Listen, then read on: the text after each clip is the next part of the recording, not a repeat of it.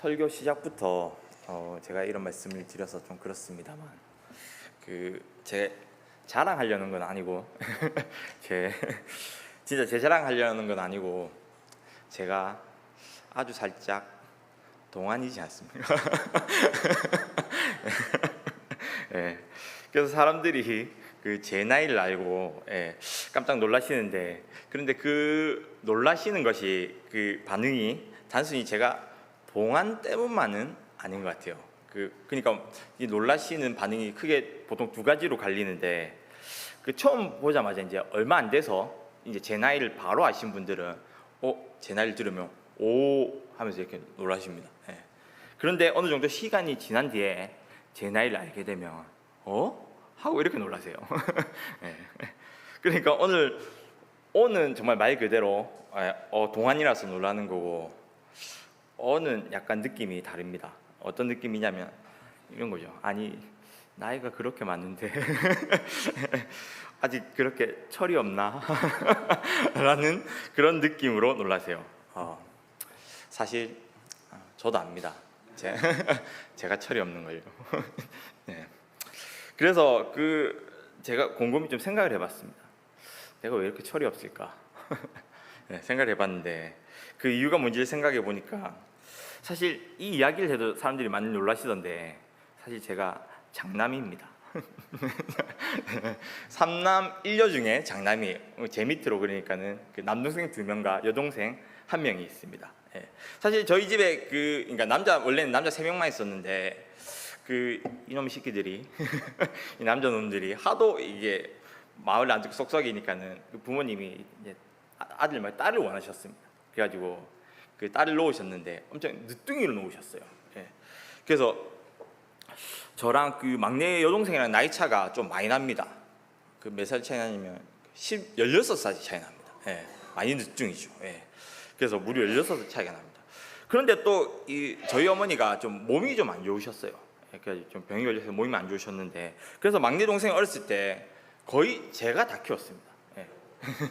제가 키웠어요. 제가 막 분유 타주고 똥기저귀 갈아주고 이렇게 목욕시키고, 아무튼 제가 거의 다 키우다시피 했습니다. 그래서 제가 아기를 잘 봐요. 분유 찰 때도 이제 몇 스푼에 몇 미리 넣고 하는지 다 알고, 이제 이거 뜨거우면 손등에 이렇게 해보지 않습니까? 그것도 알고, 이제 먹여준 다음에 반드시 또 트럼 시켜주고 이런 것도 다 하고 그렇게 했었습니다. 아무튼 제가 그렇게 막내 동생을 거의 키웠어요. 그리고 키울 때 또 놀아줘야 되잖아요. 그래서 근데 제가 어떻게 놀아줬냐면, 저는 예수님처럼 놀아줬습니다.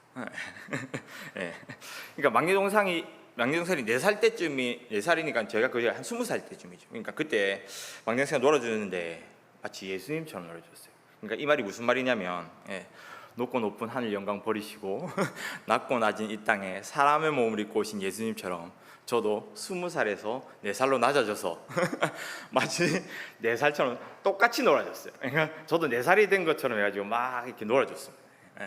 그러니까 막 이렇게 놀고 있으니까 놀고 있는 제 모습을 어머니가 보시고 뭐라 했냐면, 아직도 잊지 못합니다. 정확하게 이렇게 말씀하셨어요. 어이구 인간아, 철 좀 들으라. 어떻게 하는 짓이 그렇게 애 같노? 라고 그렇게 말씀하셨습니다. 사실 제 입장에서는, 아니 엄마 아파서 대신 애 봐주면서 놀아주고 있는데 애 잘 키우고 있구만, 이 뭐요? 라는 억울함과 함께 철없는 생각을 담아서 제가 엄마의 말에 뭐라고 대답하면 이렇게 대답했습니다. 그러니까 엄마가 철 좀 들어라 하는 짓이 어찌 그리 애 같노라는 말에 제가 뭐랬냐면, 뭐랬겠습니까? 이렇게 얘기했어요. 천국 가려고. 그러면서 제가 마태복음 18장 3절 말씀을 외웠습니다. 이르시되 진실로 너희에게 이르노니 너희가 돌이켜 어린아이와 같지 않으면 결단코 천국에 들어갈 수 없느니라 라고 말하면서, 그래서 내가 천국 가려고 애처럼 군다 라고 이렇게 말을 하니까 어머니가 고개를 절레절레 흔드시면서 방에 들어가 버리셨어요.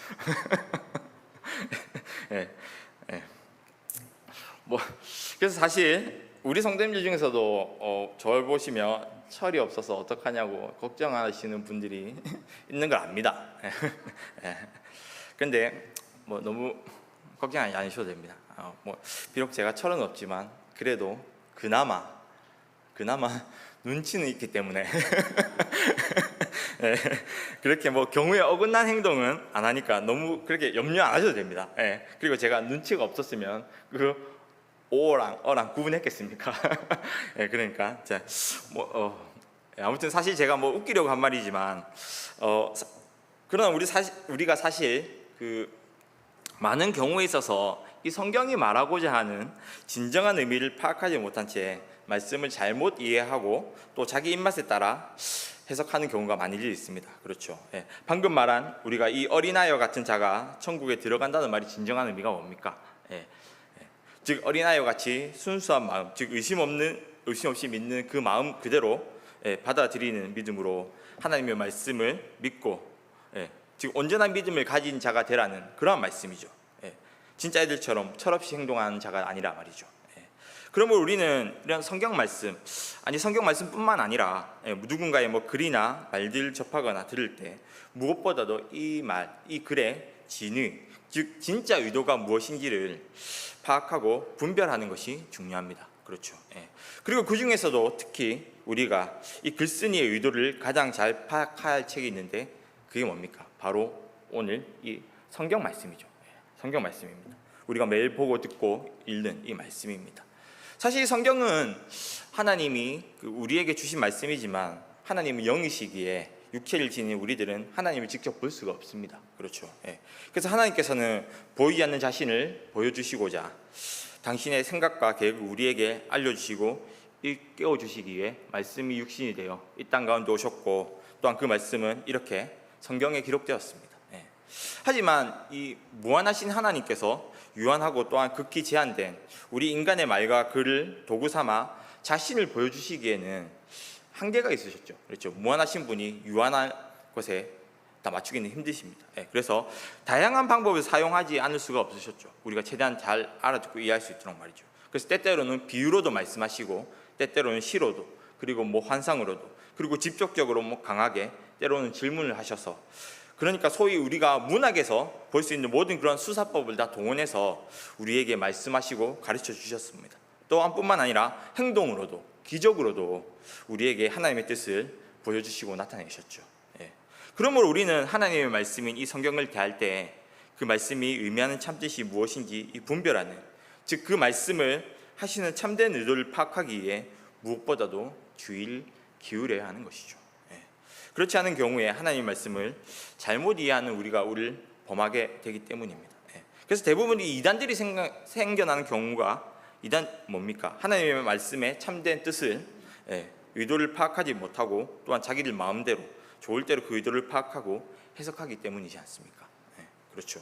따라서 우리는 항상 말씀을 대할 때 겸손히 그리고 저번 주에도 우리 담임 목사님께도 말씀하셨지만 또 존경과 공경의 마음을 담아서 하나님이 말씀하시는 참된 뜻을 그 의도를 알고 이해할 수 있게 해달라고 항상 성령님의 도우심을 구하며 말씀을 대해야 하는 것이죠.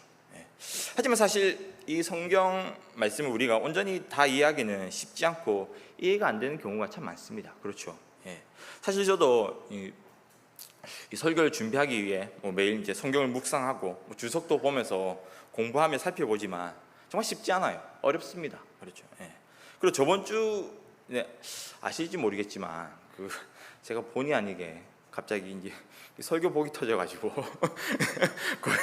저번 주에 설교 정말 여러 번 많이 했어요. 그래서 그 주중에 제가 진짜 거의 다른 건 못 하고 계속 하루 종일 거의 설교 준비만 했었습니다. 계속 며칠 동안 계속 설교를 해야 돼가지고. 근데 이 설교 준비가 이게 사실 보통 일이 아닙니다. 그렇죠. 준비하면서 제가 다시 한번 우리 담임 목사님 대단하다 생각하면서 다시 한번 존경하게 됐습니다. 그래서 아무튼 이 준비하면서 느낀 게 이렇게 준비한 게 너무 힘들고 어렵고 빨리 안 되니까 안 되겠다 해서 이게 제가 이제 미리 이제 준비해야지 쫓기면서 이렇게 하니까는 너무 이게 안 되고 어려운 겁니다. 그래서 미리 해야겠다라는 생각이 들었어요. 그래서 아무튼 제가 이제 뭘 했냐면은 이제 그 새벽기도 오시는 우리 성도님들 아시겠지만 제가 월요일에 새벽기도는 제가 항상 고정으로 합니다. 그래서 우리가 이제 새벽기도 본문이 이제 성경별 한 장씩 이제 본문이 정해져 있기 때문에 이제 미리 살펴보고 준비를 할 수가 있어요. 예. 그래서 제가 이제 미리 이제 좀 준비를 해놔야겠다 싶어서 준비를 했는데 했었습니다. 하고 그리고 또 새벽기도 오시는 성도님들 알겠지만 제가 월요일뿐만 아니라 가끔씩 금요일에도 새벽기도를 한 번씩 설교를 합니다. 예. 그렇죠. 예. 보통 금요일 새벽기도는 이제 원래 제가 고정은 아닌데 이제 담임 목사님께서 갑자기 일이 생기셔서 급하게 저에게 부탁을 하시는 경우인데 보통 언제 부탁을 하시냐면 목요일 저녁에 어떤 급하게 부탁을 하세요. 그리고 요즘 급한 일이 많으시는지 종종 거의 계속 부탁을 하시더라고요. 그래서 그러니까 저도 목요일 저녁이면 금요일 새벽에 되니까 급하게 준비를 해야 되지 않습니까? 그래서 안 될 것 같다 싶어가지고 이제 좀 미리 좀 준비를 해놔야겠다 싶어가지고 이제 월요일 거 준비하면서 금요일도 같이 미리 준비를 했었습니다. 그래서 이 설교 복이 터진 이 사태를 겪으면서 미리 준비하자는 생각에 이 돌아오는 금요일 새벽 본문도 같이 살펴보면서 준비를 했는데 지금 저희 이 새벽기도 본문이 어디냐면 신명기입니다. 그 신명기인데 이게 한 장씩 계산해 보니까는 돌아오는 금요일 본문이 어디냐면 신명기 23장이에요. 그리고 이 23장을 살펴보고 있는데 보니까 미리 안 살펴봤으면 큰일 날 뻔했겠더라고요. 왜냐하면 이 23장 본문이 사실 쉽게 이해가 안 가는 이제 말이 안 되는 내용이 있는 겁니다.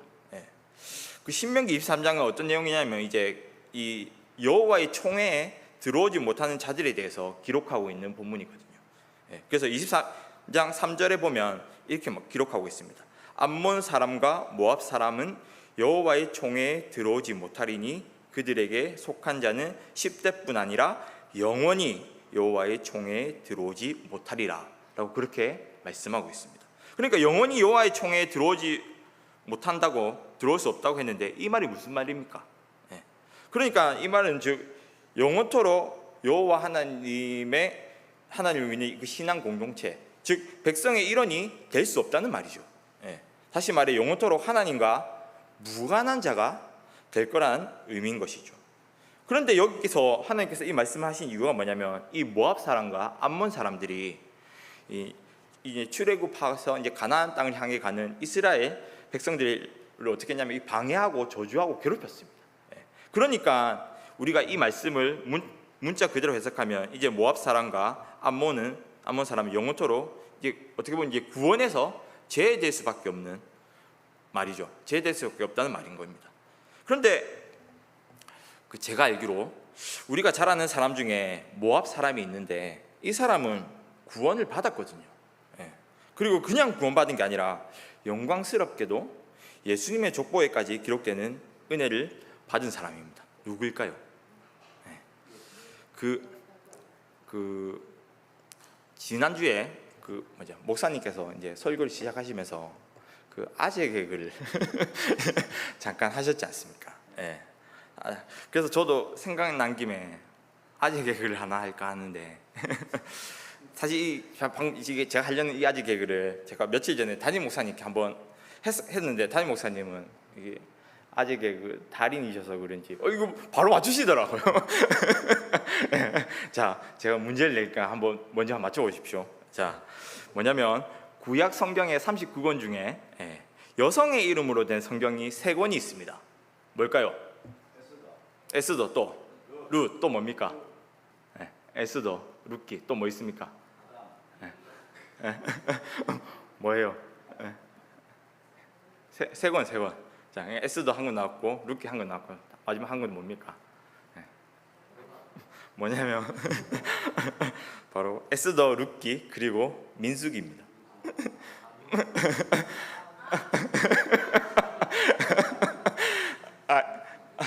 민수기. 아직 이해를 못 하셨네. 이해가 되셨습니까? 민수기. 자, 아무튼 이 마태복음 1장을 보면 바로 예수님의 족보가 나오는데 이 족보에 보면 우리가 잘 아는 이 룻이라는 여인이 등장합니다. 그렇죠. 그런데 놀라운 사실은 이 룻이라는 여인은 하나님께서 영원히 총회에 들어오지 못할 것이라고 말씀하셨던 바로 모압 사람입니다. 예. 그런데 룻은 총회에 들어갔을 뿐만 아니라 다윗의 증조 할머니가 됨으로써 예수님의 족보에 영광스럽게도 기록되었습니다. 예. 그럼 이 신명기 23장 3절의 말씀은 어떻게 된 겁니까? 예. 틀린 말이 되지 않습니까? 그렇죠. 예. 우리가 성경은 1.1획도 오류가 없는 무오한 하나님의 말씀으로 믿고 또한 배우며 하나님은 거짓말을 하지 않으시고 시건치 않은 분이시라고 그렇게 우리가 알고 있는데, 예. 그럼 이 말씀은 어찌 된 것인가라는 의문이 생기게 되는 것이죠. 예. 하지만 사실 이렇게 말 그대로만 우리가 생각한다면 이것은 신명기 23장 3절의 말씀에 참된 진위, 즉 하나님의 의도를 제대로 파악하지 못한 것입니다. 즉 모압과 암몬 사람들이 여호와의 총회에 들어올 수 없다고 말한 이 참뜻은 영원토록 하나님께서 이들을 포기하셨다는 말이 아니라 그 누구도 이제 가나안으로 향해가는 이스라엘 백성들을 방해하지 말라는 것을 강하게 강조하시기 위해서 하신 말씀이셨습니다. 그러니까 이런 거죠. 우리가 드라마 같은 데서 보면 그 부부 사이에 막 싸울 때 이런 단골 멘트들이 있지 않습니까? 이렇게 예를 들어서 어떤 남편이 밤늦게까지 술 마시고 막 늦게 이제 막 술 취해가지고 뒤에 막 비트비트대면서 들어오면 현관문에 서 있던 아내가 그 남편 보고 뭐라고 말합니까? 어이구 인간아 잘한다. 이렇게 얘기하지 않습니까? 그러면 그 잘한다가 진짜 잘해서 잘한다고 하는 겁니까? 아니죠. 아니죠. 이게 근데 만약 남편이 내가 이거 진짜 잘하는 짓이구나 알고 매일 진짜 이렇게 밤늦게 술 마시고 들어오면 어떻게 됩니까? 쫓겨나죠. 그러니까 이 잘한다는 진짜 잘하는 것이 아니라 그 말의 진짜 뜻은 술 좀 작작 마시고 일찍 들어오고 정신 차리고 남편답게 살아라는 말인 거죠. 그리고 또 우리가 말 안 듣고 또 위험하게 장난치는 아이들에게 우리가 강하게 말할 때 어떻게 얘기합니까? 그러다 혼난다, 까불다 죽는다 라는 식으로 위협하지 않습니까? 이게 진짜 죽이려고 해서 죽는다라고 말하는 게 아니죠. 이처럼 이 말씀도 암몬과 모압을 향해서 이 총회에 못 들어오라고 하신 이 말씀은 다시 말해 이 암몬과 모압 사람들을 향해 하나님의 백성들이 이 가는 길을 방해하고 위협하지 말라는 경고의 말씀인 거죠. 그리고 더 나아가서는 룻처럼 하나님을 믿고 하나님의 백성인 시어머니 나오미를 따르러 도운 것처럼 룻이 너희도 하나님의 약속의 땅에 가나안으로 가려는 이 자들을 도와주는 자라가 되라는 그 말씀이 참된 의미와 뜻인 것입니다. 따라서 이런 의미에서 우리는 하나님께서 말씀하시고자 하는 이 하나님의 의도를 파악하고 이 가나안으로 향해 가는 이 시어머니를 돕기 위해 모든 것을 포기하고 따랐던 이 룻을 본다면 이 신명기 23장 3절 말씀이 오히려 우리에게 더 은혜가 되고 도전이 되는 놀라운 말씀이 되는 것입니다. 그런데 더 놀라운 사실이 뭔지 아십니까? 사실 이번 주 금요일 그 새벽기도는 어차피 제가 할 수 없다는 사실입니다. 왜냐하면 이번 주 금요일에 제가 교회 없거든요. 생각해보니까 지금 여름 맞죠? 제가 중고등부 수련회 가 있어요. 그 교회 없는데 그러니까 목사님이 부탁을 하셔도 할 수가 없는 상황인데 혹시 시킬까봐 모르고 제가 준비를 했던 겁니다. 그래서 제가 억울해서 방금 이야기를 다 얘기한 겁니다. 준비한 게 아까워가지고. 아무튼 하여튼 제가 하던 대로 해야지 괜히 제가 안 하든지 해가니까 미리 준비한다고 하다가 아무튼 준비한 게 아까워서 이렇게 말씀하긴 했지만 아무튼 오늘 우리가 읽은 요한복음의 본문 말씀도 하나님께서 말씀하시고자 하는 이 참된 의도를 파악하지 못한 채 본문을 이해하게 되면 또 사실 하나님이 이상한 분으로 보일 수밖에 없다는 사실입니다. 오늘 본문의 37절 이 본문 앞에서 이제 36절 마지막 하반절의 말씀을 보시면 이렇게 말씀하고 있습니다. 마지막에 이렇게 얘기하죠. 마지막에 예수께서 이 말씀을 하시고 저희를 떠나가서 숨으시니라라고 그렇게 말씀합니다. 그러니까 지금 이게 예수님께서는 이제 공생의 막바지에 이르러서 이제 예루살렘으로 입성하셨죠. 그리고 예수님께서는 이제 몰려든 무리를 향해 진리와 생명의 말씀을 선포하시고 수많은 이적과 기사들을 그렇게 행하셨습니다. 그래서 오늘 본문이 37절에도 보면 많은 표적 또한 앞서 행하셨다고 말씀합니다. 그런데도 사람들은 어떻게 했다고 합니까? 오히려 그 예수님을 믿지 않으려 했을 뿐 아니라 더 나아가 얼마나 불신하고 저항했던지 예수님께서 이들을 떠나서 숨지 않으면 안 되는 상황까지 되었다고 말씀하고 있는 것입니다. 자, 그러면 우리 성도님들, 이런 상황을 우리 어떻게 해석하겠습니까? 이런 상황, 예수님께서 이렇게까지 생명의 말씀을 선포하시고 수많은 표적과 기사들을 행하셨음에도 믿지 않는 이들을 보면서 우리는 어떠한 생각을 합니까? 그러니까 예수님이 이렇게까지 하셨는데 오히려 믿지 않고 이제 예수님께서 도망가야 하는 상황까지 만들어지는 어처구니 없는 일이 발생했으니까 이제 이런 인간들에게 이제 더 이상은 소망이 없구나, 뭐 어쩔 수 없구나 하면서 라는 그런 생각이 들지 않겠습니까? 그러니까 이런 믿지 않는 자들에게 이제 남은 것은 심판뿐이다 라고 생각하면서 오히려 반대로 나는 그래 이런 자들이 아니라 예수님을 잘 믿고 따르는 자들이 되어야겠다 라고 반면교사를 삼아야지라고 그렇게 생각이 들지 않을까요? 아마 대부분 그렇게 생각할 겁니다. 맞죠? 예수님께서 이렇게 다 했음에도 불구하고 예수님께서 도망가야 하는 상황, 이들이 믿지 않는 일들이 벌어졌으니까요. 그런데 이렇게 이들이 믿지 못하는 자들이 된 이유를 오늘 본문 39절 40절에서 설명하는데 뭐라고 말씀하고 있냐면 이렇게 말씀하고 있습니다. 우리 39절 40절 말씀을 다 같이 다시 한번 읽어보도록 하겠습니다. 시작. 그들이 능히 믿지 못한 것은 이 때문이니 곧 이사야가 다시 일렀으되 그들의 눈을 멀게 하시고 그들의 마음을 완고하게 하셨으니 이는 그들로 하여금 눈으로 보고 마음으로 깨닫고 돌이켜 내게 고침을 받지 못하게 하려 함이라 하셨음이더라. 자, 그런데 이상하지 않습니까? 지금 이들이 믿지 못한 이유가 왜입니까? 하나님이 그들의 눈을 멀게 하시고 그들의 마음을 완고하게 하셨으니까, 즉 하나님이 일부러 못 믿게 하셔서, 못 믿게 만드셔서, 못 깨닫게 만드셔서 그랬다는 건데, 그래 놓고 지금 이들을 책망하시고 또 이런 자들 때문에 예수님께서 도망가야 하는 상황까지 일어난 겁니다. 그러니까 이 말씀 그대로 이해하면 하나님이 오히려 이상한 분처럼 보이지 않습니까? 그렇죠. 그리고 뭐 어쨌든 이제 말을 안 들어서 용서해주기 싫어서 그랬다고 생각하더라도 하나님께서 이제 하나님께서 이들을 믿지 못하게 하셨는데, 그렇다면 이제 이들에 대해서 우리가 뭘 더 할 수가 있겠습니까? 아까 말했던 것처럼 우리는 이 믿지 않는 자들을 향한 하나님의 심판을 보면서 나는 잘 믿어야지 라고 생각하는 것 말고는 뭐 더 할 수 있는 방법이 없지 않습니까? 그렇죠. 그런데 오늘 이 요한복음을 쓴 이 사도 요한은 이 상황을 그렇게 받아들이지 않았습니다. 요한은 이런 상황 속에서 어떻게 했냐면 바로 이 구약성경 이사야서의 말씀을 생각했던 것이죠. 오늘 본문 12장 38절 말씀 우리 다 같이 다시 한번 읽어보겠습니다. 시작. 이는 선지자 이사야의 말씀을 이루려 하심이라. 이르되 주여 우리에게서 들은 바를 누가 믿었으며 주의 팔이 누구에게 나타나셨나이까 하였더라. 그렇죠. 백성들의 마음을 둔하게 하고 귀를 막고 눈을 감기게 한다는 이 말씀은 역시나 약 2700년 전 하나님의 말씀을 도무지 들으려 하지 않고 믿으려고 하지 않았던 이스라엘 백성들을 향한 하나님의 말씀이었습니다.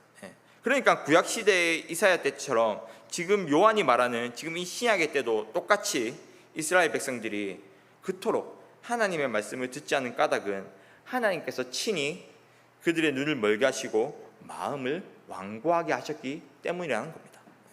그러니까 아까 말씀드린 것처럼 우리는 이 믿지 않는 자들을 향한 하나님의 심판을 보면서 나는 잘 믿어야지 하고 반면교사로 삼아 결단하는 것 말고는 더 이상 할 수 있는 것이 없죠. 뭘 하겠습니까?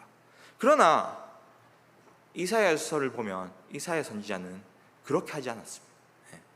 이 이스라엘 백성들이 눈을 멀게 하고 마음을 완고하게 하셨다는 이 하나님의 말씀이 이사야서 6장에 기록되어 있습니다. 그런데 이 이사야서 6장은 흔히 우리가 뭐라 부르냐면 이사야의 소명장이라고 부릅니다. 왜냐하면 이사야 6장에서 이사야가 하나님의 영광을 보고 소명을 받기 때문이죠. 그러니까 이사야서는 하나님께서 이스라엘 백성을 향해서 하신 이 말씀의 참 뜻과 이 말씀을 하신 하나님의 의도를 알고 있었던 겁니다.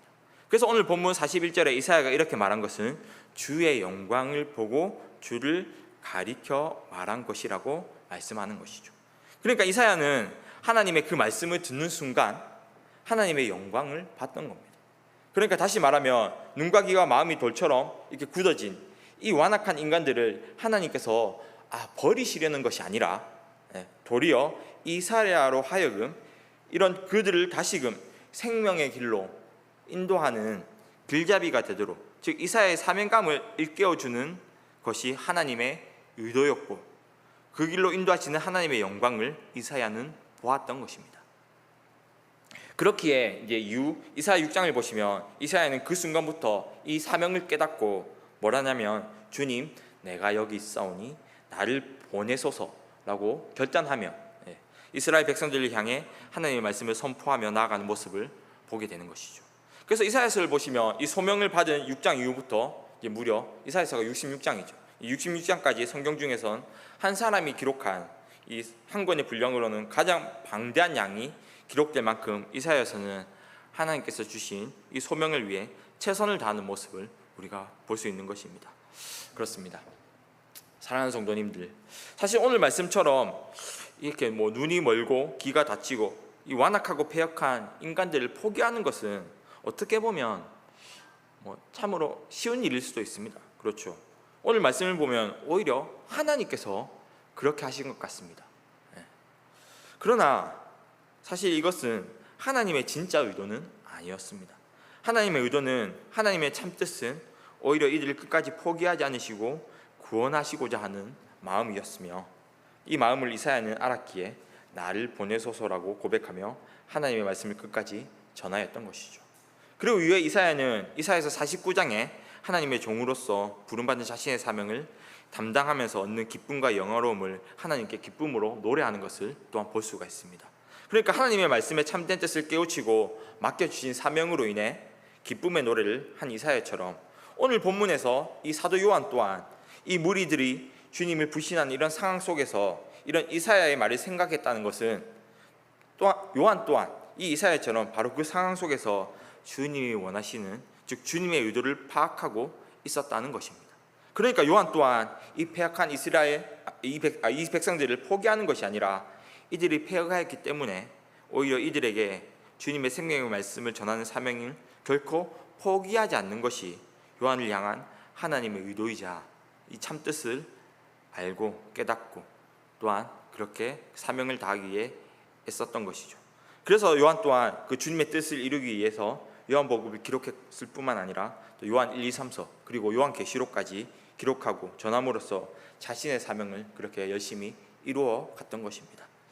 그리고 사실 주님도 이들을 포기하지 않으셨습니다. 그래서 12장 이후에도 계속 보시면 예수님께서 외쳐 가라사대라고 그렇게 말씀하고 계신 것을 볼 수가 있습니다. 즉 주님께서도 그 현장을 피하지 않을 수 없을 정도로 이 만약하고 패역한 백성들이었지만 그러나 주님께서는 그 이후에 계속해서 다시 이들을 향해서 포기하지 않으시고 계속해서 생명의 말씀을 외치셨던 것이죠. 사랑하는 성도님들, 제가 원래 설교를 좀 짧게 하는데 아까 제가 설교하기 전에 계속 여러 명이 와가지고 오늘도 짧게 하냐고 계속 물어보시더라고요. 그래서 내가 이거 이러면 안 되겠다 싶어가지고 너무 짧은 거에 맞들려가지고 자꾸 요구하시는 것 같아가지고 제가 오늘 일부러 좀 길게 하려고 했는데 그래도 제가 3시간은 맞춰드리겠습니다. 자, 아무튼 그래서 이제 말씀을 제가 맺도록 하겠습니다. 사랑하는 우리 교회, 우리 부산중국교회 성도님들, 안타깝지만 세상은, 여론은 지금 우리 한국 교회 상황을 보며 또 한국 교회들의 이런 모습들을 보며 이 한국의 상황들을 보며 쇠퇴하고 있다고 말합니다. 소망이 없다고도 말합니다. 왜냐하면 이 한국 사회의 저출산 문제, 고령화 문제로 인해 인구수는 점점 줄어가고 초등학교 아이수도 점점 작아지고 폐교한 학교들이 늘어나고 그렇죠. 그로 인해 전도가 안 되는 시대라고 그렇게들 얘기합니다. 아니 전도가 안 되는 것을 넘어서 전도 아이들 자체가 없다고 그렇게 말을 합니다. 또한 교회 또한 점점 늙어가고 힘을 잃어가며 중학교 아이들이 사라지고 있다며 다음 세대를 향해 꿈을 꿀 수가 없다고, 미래가 없다고도 그렇게 얘기하고 푸념합니다. 그리고 이러한 문제는 한국 사회의 저출산 문제와 고령화 문제로 인해 사회 전반에 걸쳐 일어나는 문제이기 때문에 교회도 어쩔 수 없다고들 얘기를 합니다. 마치 이러한 상황들이 오늘 말씀처럼 마치 하나님께서 눈을 멀게 하고 귀를 막고 마음을 완고하게 하셔서 어쩔 수 없는 것처럼 보이기도 합니다. 그렇죠. 그러니 우리도 뭐 어쩔 수 없으니 이 다음 세대들을, 우리 아이들을 어쩔 수 없으니 포기해야 합니까? 아니죠. 이 시대가 이러니까 어쩔 수 없다고 이 시대에 순응해서 아이들을 내버려 두고 나만 잘 믿어야 합니까? 아니죠. 안 됩니다. 사랑하는 성도님들, 하나님은 포기하지 않으시는 분이십니다. 아멘이십니까? 그리고 오늘 말씀처럼 그 사실을 우리에게 분명히 보여주십니다. 하나님은 한 영혼 한 영혼을 끝까지 포기하지 않으시고 귀하고 소중하게 생각하십니다. 그러니 하나님은 지금 이 상황이, 이 환경이 어쩔 수 없으니 우리에게 포기하라고 하시는 분이 아니십니다. 오히려 이런 어쩔 수 없는 상황에서도, 어쩔 수 없는 이런 환경 가운데서도 이사야처럼, 사도 요한처럼 하나님의 의도는 우리에게 사명을 주시고 우리 아이들을 위해, 이 다음 세대를 위해서 기도하고 애쓰기를 멈추지 않기를 원하시는 분이십니다. 아멘. 왜냐하면 이 아이들이, 이 다음 세대가 바로 주님의 몸된 우리 교회를 계속해서 세워나가야 할 미래이자 희망이기 때문입니다. 그러므로 오늘 말씀을 통해 하나님 아버지의 참된 의도를, 참된 마음을 우리는 바로 알아서 이사야처럼, 사도 요한처럼 이런 상황 가운데서도 포기하지 않고 이 아이들을 위해, 다음 세대를 위해 최선을 다해 기도해 주시는 우리 성도님 되시기를 간절히 소망드립니다. 특별히 이제 이번 주 목요일부터 우리 중고등부 아이들이 수련회를 가지고, 그 다음 주는 이제 우리 유초등부 아이들이 여름성경학교를, 또 그 다음 주에는 우리 청년들이 또 수련회를 가지게 됩니다. 그러니 이 아이들이, 우리 청년들이 이 수련회를 통해서, 이 성경학교를 통해서 하나님을 정말 인격적으로 만나고 변화되는 놀라운 역사가 일어나게 해달라고, 하나님의 은혜를 경험하는 시간이 되게 해달라고 기도해 주십시오. 그리하여 이 아이들이 하나님의 꿈과 비전을 가지고 그것을 품고 하나님 위해 살아감으로 교회의 기둥 같은 귀한 일꾼들로 그렇게 세워져가며 더 나아가 세상을 변화시키고 하나님의 나라를 세워가는 아이들이 되게 해달라고 기도해 주십시오. 더욱더 성장하고 부흥하는 다음 세대 아이들이 되게 해달라고 기도해 주십시오. 그러면 포기하지 않으신 하나님께서는 포기하지 않고 기도하는 우리의 기도를 통해 세상이, 사회가, 심지어 교회들조차도 어쩔 수 없다고 말하고 안 된다고 말하는 이 모든 상황과 환경들을 뛰어넘어서 우리 가운데, 우리 다음 세대 가운데 역사하시고 은혜의 부흥을 허락해 주실 것입니다. 아멘. 다음 세대를 위해 열심히 정말 최선을 다해 기도해 주시는 우리 성도님 되시길 간절히 부탁드립니다.